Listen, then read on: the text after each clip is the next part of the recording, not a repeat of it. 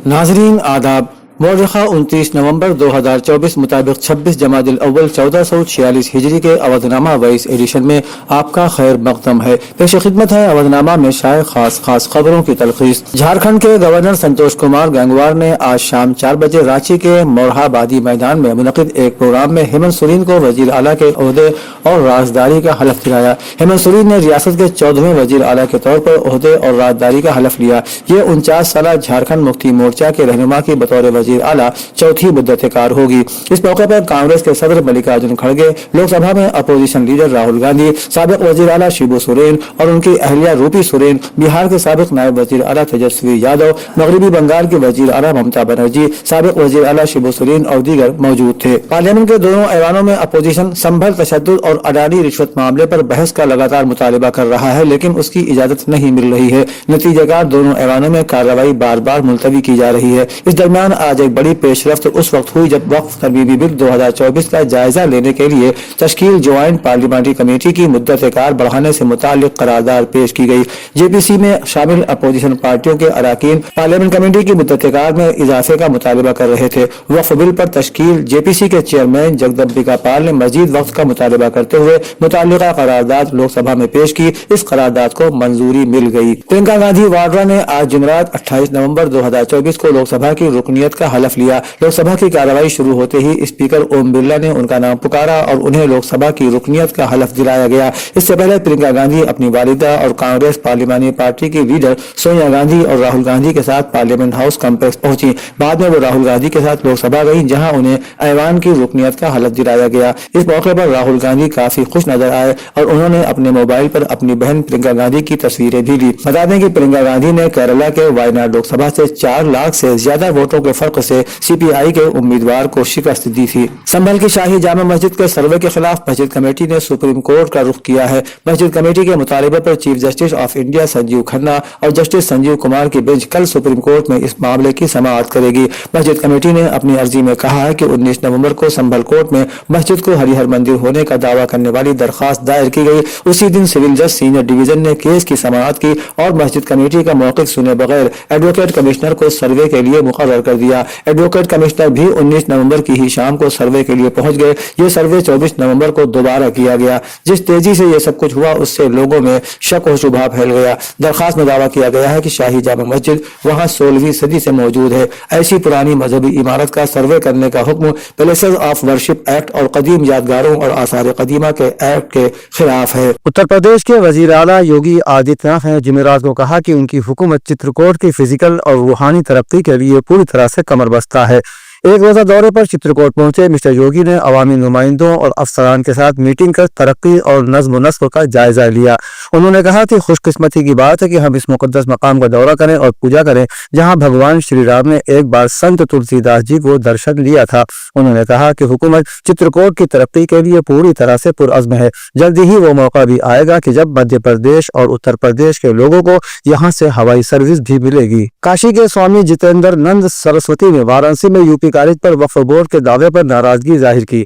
All India संत committee और गंगा महासभा के कौमी जनरल सेक्रेटरी स्वामी जितेंद्र सरस्वती ने कहा कि अब मुसलमान अपनी जिंदगी की आखिरी जंग लड़ रहा है। कांग्रेस ने हिंदुओं की आड़ में मुसलमानों को जो हथियार फराहम किए हैं वो अब उनके लिए महंगे साबित होने वाले हैं। उन्होंने कहा कि ओवैसी खुद मानते हैं कि यूपी में 1,13,000 वक्फ जायदादें हैं, लेकिन 1,09,000 का कोई रिकॉर्ड मौजूद नहीं है। उन्होंने कहा कि वो भगवान श्री राम की पैदाइश का सबूत मांगते हैं, लेकिन जब उनसे वक्फ बोर्ड के दस्तावेजात मांगे जाते हैं तो वो खामोशी अख्तियार कर लेते हैं। समाजवादी पार्टी के सरबराह अखिलेश यादव ने बढ़ती सर्दी का हवाला देते हुए उत्तर प्रदेश हुकूमत पर इल्जाम लगाया कि इसे गरीब तबके और स्कूली तलबा की कोई फिक्र नहीं है। बीजेपी हुकूमत बच्चों और गरीबों के तई निहायत बेहिस है। वजीर आला दूसरी रियासतों में जाकर बड़े बड़े सपने दिखाकर आते हैं, लेकिन इन दिनों बढ़ती सर्दी में बच्चे ठिठुरते हुए स्कूल जा रहे हैं। लगातार गिरते दर्जे हरारत के बावजूद इंतजामी सतह से बच्चों के स्वेटर और जूते मोजे की खरीद के लिए कोई रकम जारी नहीं हो रही है। उन्होंने कहा कि औरैया और अयोध्या समेत पूरी रियासत में बड़ी तादाद में बच्चों के खातों में अभी तक ड्रेस की रकम भी नहीं पहुंची है। उत्तर प्रदेश कांग्रेस के कारकुनों ने जुमेरात को रियासती हेडक्वार्टर में प्रियंका गांधी के रुकन पार्लियामेंट के हलफ लेने पर जश्न मनाया। इस मौके पर लीडरों और कारकुनों ने प्रियंका गांधी की बराह रास्त हलफ बर्दारी को देखा और एक दूसरे को मिठाई खिलाकर खुशी का इजहार किया। कारकुनों ने पटाखे भी दागे। हलफबर्दारी के दौरान प्रियंका गांधी अपने हाथ में आईन की कॉपी लिए हुई थी। बता दें कि कांग्रेस लीडर प्रियंका गांधी वाड्रा केरला की वायनाड सीट से MP मुंतखब हुई हैं। इसके साथ ही प्रियंका गांधी का सियासी कैरियर भी शुरू हुआ, जो अब तक इंतखाबी मुहिम तक ही महदूद था। अवधनामा में शायद जहानुमा खबरों के मुताबिक लेबनानी तंजीम हिजबुल्लाह का कहना है कि लेबनान की सरहद के पीछे से इसराइली इनखला का अमल देखेगी और फिलिस्तीन के साथ खड़ी रहेगी। तंजीम का यह मौक़िफ़ इसराइल के साथ फायरबंदी का मुआहदा नाफिजुल अमल होने के एक रोज बाद सामने आया है। हिजबुल्लाह ने अपने बयान में कहा है कि उसने इसराइल पर फतह हासिल की है। तंजीम के बयान में अवाम को मुखातिब करके बताया गया है कि उसके जंगजू इसराइली फौज के इरादों और हमलों से निपटने के लिए मुकम्मल तौर पर तैयार रहेंगे। वो सरहद के पीछे से इसराइली फौज की नकलो हरकत और इनखला पर नजर रखेंगे। बता दें, गुज़िश्ता 2 माह के दौरान में हिजबुल्लाह को कारी ज़रबों का सामना करना पड़ा, जिनके नतीजे में उसके सफ़े अव्वल की ज्यादातर क़यादत और सफ़े दोम की कई कायदीन मारे गए। बादजा लिबनानी पार्लियामेंट के स्पीकर नबिया बरी ने हिजबुल्लाह की तरफ से मुज़ाकरात किए और तंजीम आखिरकार इसराइल के साथ फायरबंदी पर आमादा हो गई। ईरानी वजारत खारजा के तर्जुमान इस्माइल बकाई ने रोम में G7 के वज़राए खारजा के बयान के बाद मुंदरजात को मुस्तरद और काबिल मजम्मत करार दिया है। उन्होंने कहा कि ग्रुप 7 और बिलखुसूस उसके बाद अराकीन का गैर कानूनी, गैर मुनसिफाना, खुद सराना, इम्तियाजी और जोर जबरदस्ती का तर्ज अमल बैनुल अक़वामी अमन सलामती को नाकाबिल तलाफी नुकसान पहुंचा रहा है। इस्माइल बकाई ने कहा कि ग्रुप 7 के बासर अराकीन ने अपने दोहरे और इंतखाबी रवैये से बैनुल अक़वामी रवाबित में कानून की हुक्मरानी को सख्त नुकसान पहुंचाया है।